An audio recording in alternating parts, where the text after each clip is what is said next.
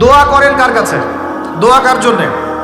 এখন যদি অন্য কারো কাছে দোয়া করা শুরু করি, সন্তানকে দিবে, অন্য কারো কাছে চাওয়া শুরু করি, মনে করেন আপনার রোগ ব্যাধি দেওয়ার ভালো করার মালিককে যদি এখন আপনি একটা আংটি পরে মনে করেন এই আংটি আপনার রোগ ভালো করবে, কি হবে? শিরক হবে কি না? এরকম অগণিত কাজের শিরক আমরা করছি। আল্লাহ পাক আমাদের শিরক থেকে বাঁচান। না, ভবিষ্যতের মালিককে, সময়ের মালিককে, ভবিষ্যৎ কে জানে?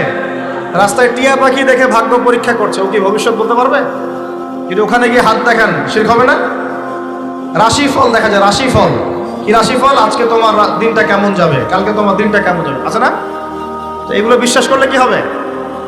এরকম পদে পদে শিরকে নিমজ্জিত আছে। এগুলো তো গেল আমলগত শিরক, আরো অনেক শিরক আছে।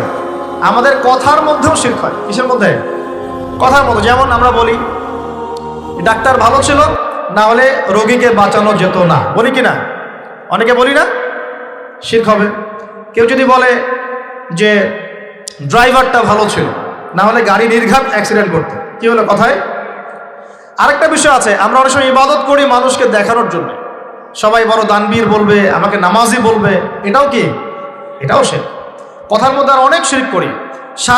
সার্বভৌম ক্ষমতার মালিককে, তাবারাকাল্লাযী বিয়াদিহিল মুলক, সার্বভৌম ক্ষমতার মালিককে আমরা যদি মনে করি আমরাই সার্বভৌম ক্ষমতার মালিক, কি হবে? শিরক হবে না?